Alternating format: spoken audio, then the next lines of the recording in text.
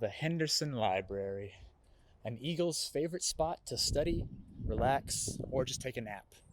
But did you know that you can rent movies here absolutely for free? That's what we're going to talk about on Movies at the Library.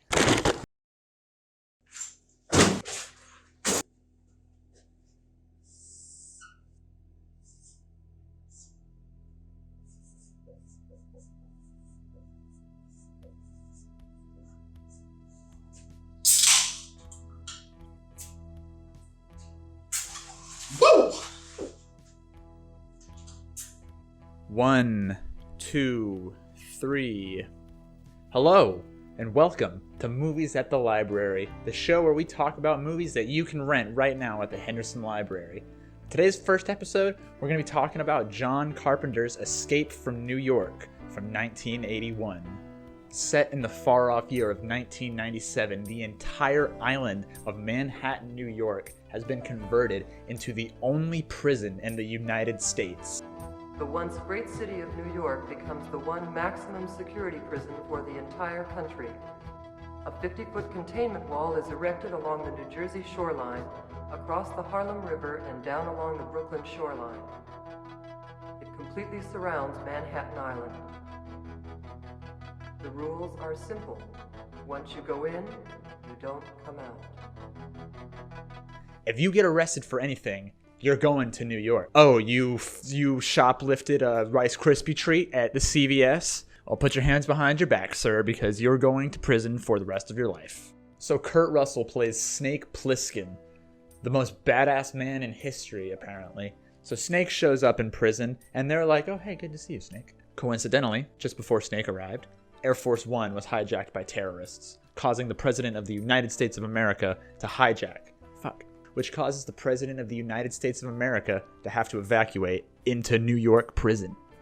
If Snake can go into prison and successfully rescue the President, he'll be pardoned of all his crimes and free to go. Snake does not give a single shit about the President of the United States. You receive full pardon for every criminal action you've committed in the United States. There was an accident about an hour ago. A small jet went down inside New York City. The president was on board. President of what? That's not funny, Pliskin. So to force Snake in order to do this mission, they inject him with a bomb in his neck that will go off if he does not complete his mission in a certain amount of time, or if he fails to do his mission and tries to escape. Sounds a whole lot like another movie that I know. Sounds a whole lot like a stupid movie. So obviously John Carpenter is the writer and the director of this movie, but he also composed and performed the soundtrack of the movie. This is pretty common for John Carpenter. He is normally one to compose and perform the soundtracks for his movie. He did the iconic Halloween theme and all the music for this movie. And the soundtrack to this movie is just so good that I had to buy it on a record. And what's funny about the Escape from New York soundtrack record is that spliced in between the music, there's just little blurbs of dialogue from the movie. So if you ever wanted to relive Snake Plissken saying, "Fuck you, President," then you can do that. We're still at war, Pliskin. You need him alive. I don't give a fuck about your war or your president. Is that your answer? Thinking about it. Speaking of, I want to talk about why Snake Plissken is such a great character. Kurt Russell plays him so well. And if you didn't know, Kurt Russell and John Carpenter have worked together before this movie, and they worked together after this movie. It is my second favorite Kurt Russell, John Carpenter role, the first being Big Trouble in Little China, which is awesome. Highly recommend that. Also available for rent at the library. Check it out if you want to. It's really good.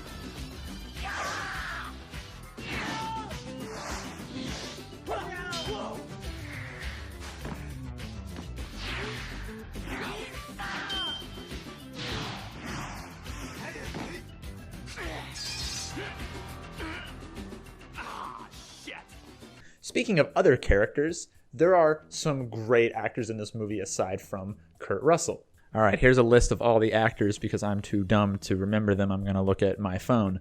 There's Lee Van Cleef, Ernest Borgnine, Donald Pleasance, Isaac Hayes, Harry Dean Stanton, R.I.P., and Adrienne Barbeau.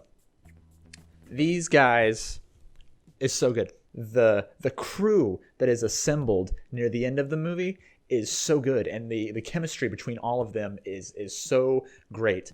I also just love Harry Dean Stanton. He was good in Twin Peaks. I liked him in Twin Peaks. He was really good in Twin Peaks. R.I.P. So while this movie is listed as an action movie, the action is probably one of the weakest parts of the movie, and I would not recommend it if you are looking for a explosive, exciting action movie. The movie is fun, and there is tension, and there are stakes, and it's really cool, but the action is definitely not the forefront. I think that this movie works best when you are completely sucked into the atmosphere.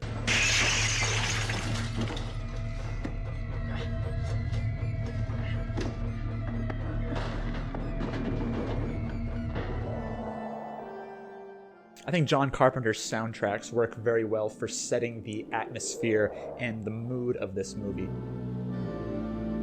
Been a while.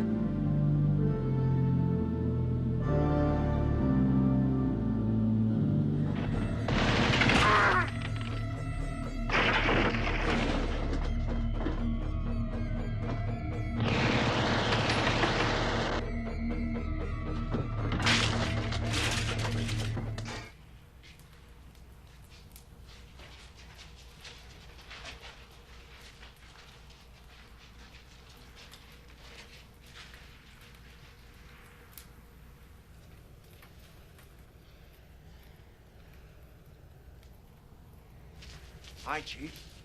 Nice night. Nice boots. Nice boots.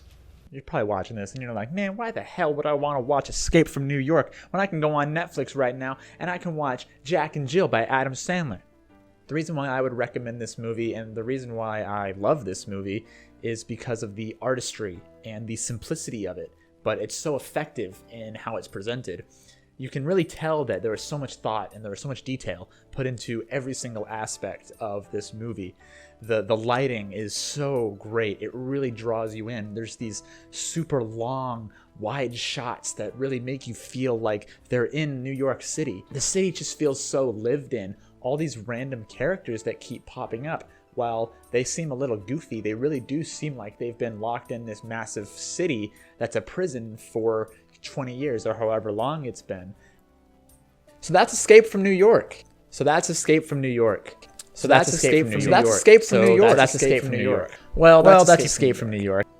Well, that's Escape from New York. So that's Escape from New York. So that's Escape from New York. If it sounded interesting to you, I would highly recommend renting it from the Henderson Library. All you need is your Eagle ID card, and you can rent it for a week.